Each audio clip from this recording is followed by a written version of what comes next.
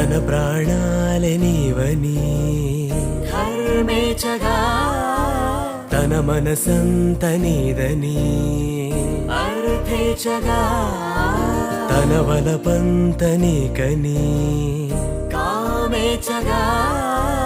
అవధులు లేని ప్రేమకై మోక్షేచగా మూడు ముళ్ళతో 7 అడుగుల అగ్ని సాక్షిగా ఇద్దరు ఒకటిగా మారగా మరుపేలేని సంతకం